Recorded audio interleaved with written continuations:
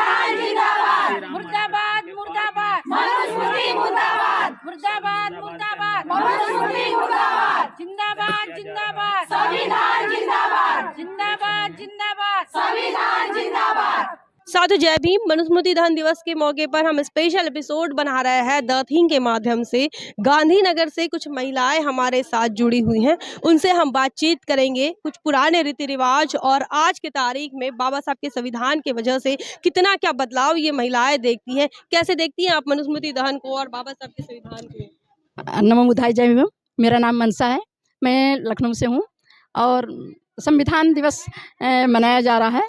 और मनुस्मृति आज बाबा साहब ने जो भी किया बहुत अच्छा हो रहा है। आज हम महिलाएं कदम से कदम मिला के चल रहे हैं, जो कि विदेश में महिलाएं आगे बढ़ गई और हमारी पूजा पाठ में लगी हुई हैं, क्योंकि हमारे दिमाग में ठूस के भरा हुआ है, ये पूजा नहीं करोगे तो ये आपको हो जाएगा।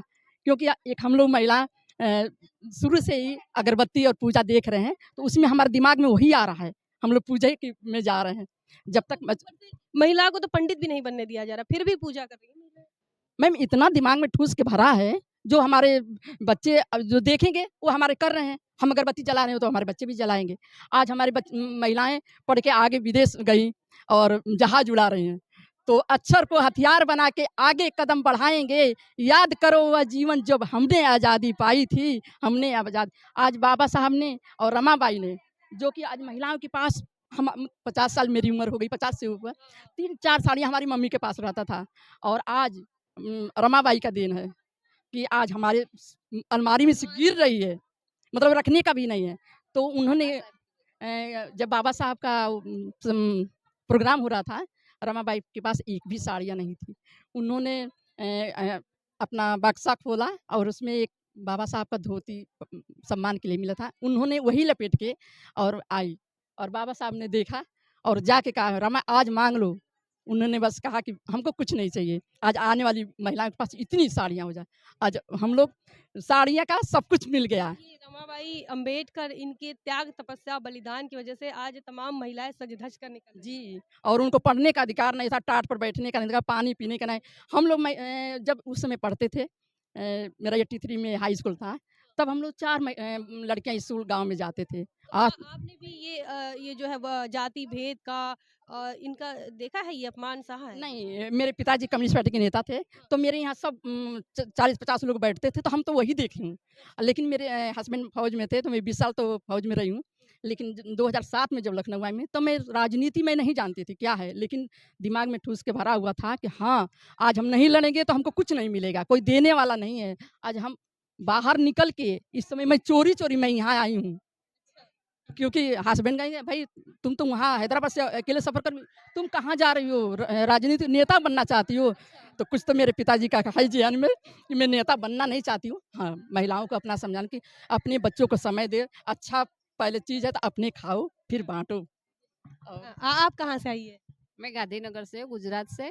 कैसे देखती हैं आप, ये बाबा साहब ने मनुस्मृति को जला दिए। बाबा साहब किताबों पर प्रेम करते थे, लेकिन किताबों को ही जला दिए। क्या सोचती हैं आप इस पर?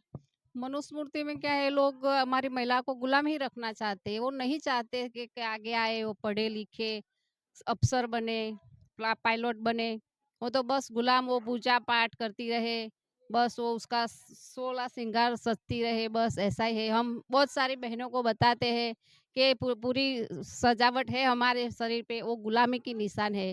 छोड़ दो, ये थोड़ा खर्चा कम करो और आंदोलन में आगे आओ और आंदोलन को आगे बढ़ाओ। कई महिलाएं जो है, उन्हें तो ये भी नहीं पता है कि आज उन्हें जो कुछ भी मिला है वो फुले शाहू बाबा साहब की वजह से मिला है। ऐसी महिलाओं को कुछ बताएंगे आप? हाँ, बहुत सारी महिला को हम बता रहे हैं कि सावित्रीबाई फुले की वजह से हम ये सब है। नहीं होते तो हम अभी जानवर की तरह जिंदगी जी रहे होते। हमारे बाबा साहब नहीं होते तो हमारी बहुत परिस्थिति खराब है।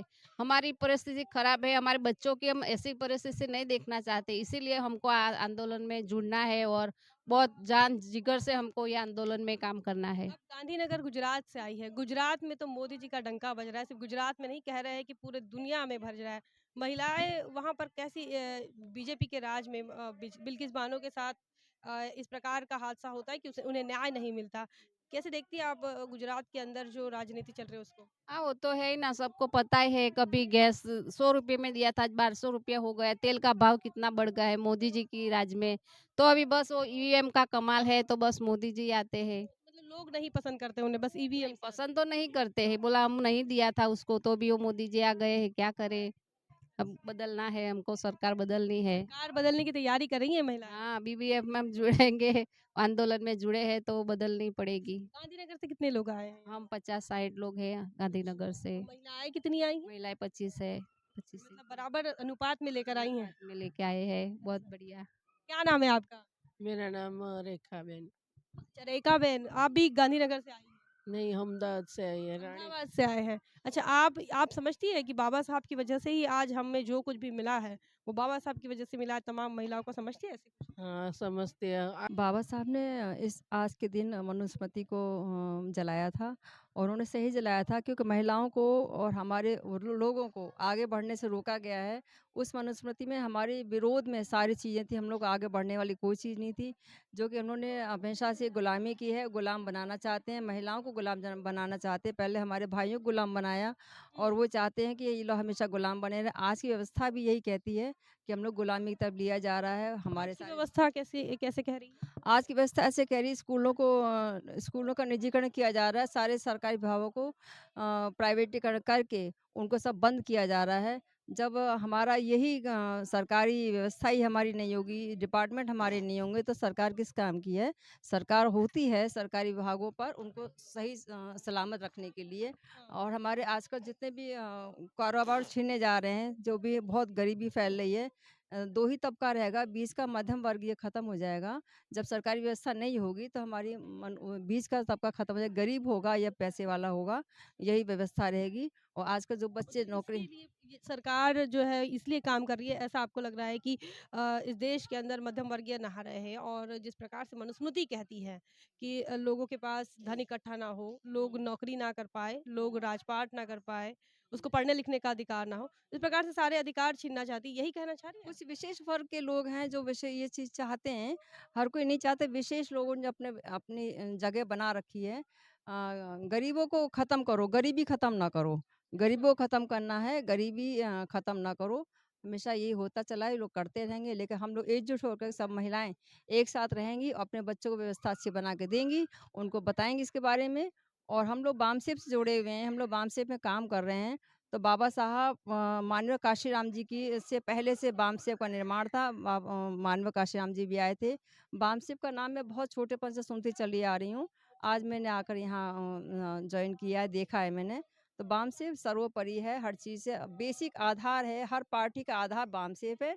और बामसेफ से सीख करके सारी पार्टियाँ लोगों ने खड़ी की हैं और वो लोग चल रहे। बाबा साहब के संविधान में जो जगह दी गई है, महिलाएं भी अब पार्टियों से जुड़ रही हैं, राजनीति में आ रही हैं महिलाएं। महिलाएं राजनीति में आ रही हैं, आना चाहिए, भाइयों को लाना चाहिए।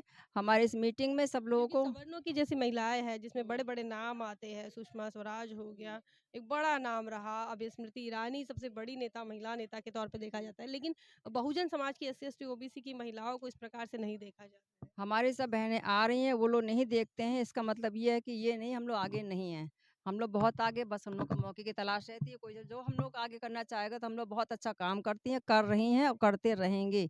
और ये हम बाबा साहब की देन है सब। ये सब बाबा साहब की देन है, तथागत बुद्ध भगवान की देन है।